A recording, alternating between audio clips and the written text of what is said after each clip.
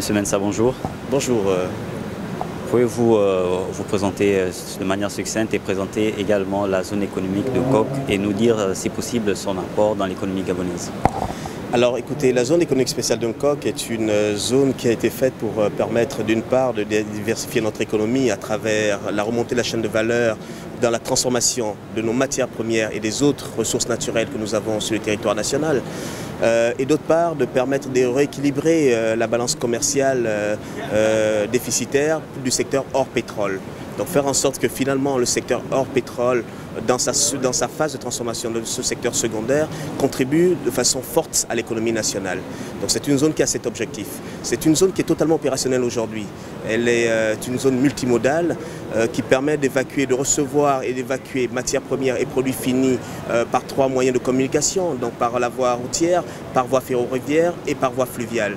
Cette zone a un atout considérable, c'est que c'est un réel vivrier d'emploi pour l'économie. Ça veut dire que ça fera en sorte qu'énormément de Gabonais y travaillent et qu'ils deviennent des contribuables à notre économie tout en soutenant leurs familles qui sont, comme vous savez à quoi ressemblent nos familles au Gabon, elles sont relativement composées en moyenne 5 personnes. Donc un travailleur qui travaille dans cette zone permet de nourrir 5 personnes décemment. Alors la zone aujourd'hui, nous avons un certain nombre d'investisseurs qui sont installés. Nous avons la sous-zone industrielle qui est le cœur de la zone parce que c'est elle qui va permettre de créer ces emplois et de faire en sorte que la sous-zone commerciale et la sous-zone résidentielle connaissent en ampleur. Cette sous-zone industrielle aujourd'hui reçoit 76 investisseurs qui ont acquis des parcelles. Sur les 76 investisseurs, nous en avons 42. Alors, enfin, 76 c'est sur l'ensemble. Nous avons 42 dans la zone industrielle. Sur les 42, aujourd'hui, nous avons 8 qui sont lancés en production. Et je tiens à le souligner qu'ils nous ont fait confiance parce que ce n'est pas évident de venir s'implanter dans une zone lorsqu'elle n'est pas totalement achevée dans son aménagement. Donc, ce qui fait qu'en 2014, nous ayons eu les premières productions au sein de la zone qui a généré 834 emplois directs aujourd'hui et donc environ 1500 emplois directs et indirects. Alors c'est un réel vivrier d'emploi et qui a une importance capitale pour notre économie. Monsieur Mensa, pour mot de fin, votre adresse à la jeunesse gabonaise.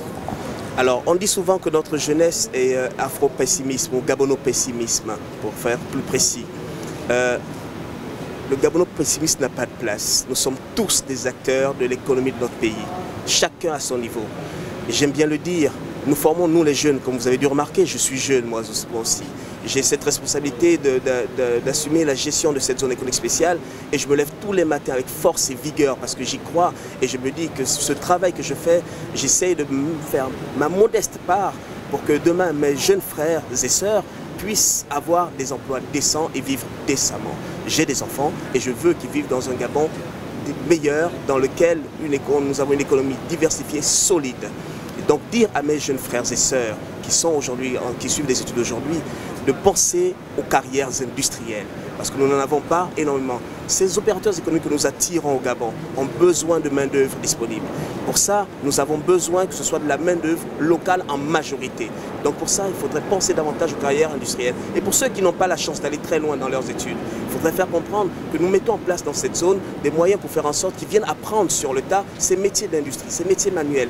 Il n'y a pas de saut métier, il faut qu'on comprenne.